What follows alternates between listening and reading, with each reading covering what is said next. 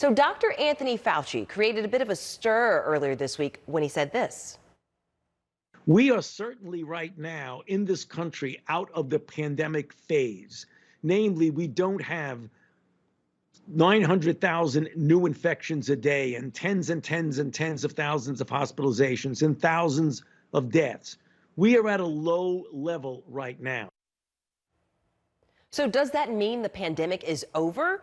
Well, not quite, says Dr. Fauci. Dr. Frita Fisher is here with us to discuss this. Good morning, Dr. Frita. So help us understand, what did Dr. Fauci actually mean when he said that?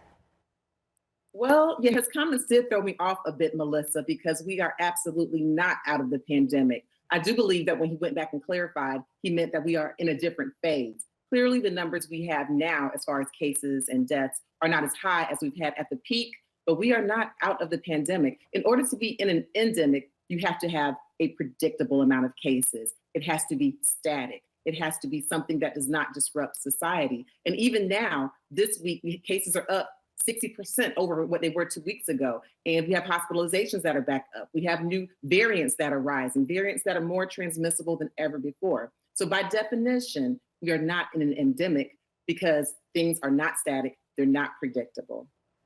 Dr. Frita, a task force now says most healthy people do not need a daily aspirin to help prevent a heart attack or a stroke. And this comes after years of opposite guidance. So who should still be taking daily aspirin, and what should people who have been do instead? Well, people who are already taking an aspirin should continue taking that aspirin until they've consulted with their physicians. But what was thought before, Melissa, was that if you took a baby aspirin, even if you had low risk and you had never had a heart attack or a stroke, it was felt that it could really prevent you from having these myocardial events. But now we know that, especially if you're over the age of 60, taking the aspirin may actually put you at a greater risk of a bleed, like a stomach bleed, an intestine bleed, a brain bleed, and that risk is actually worse than the benefit.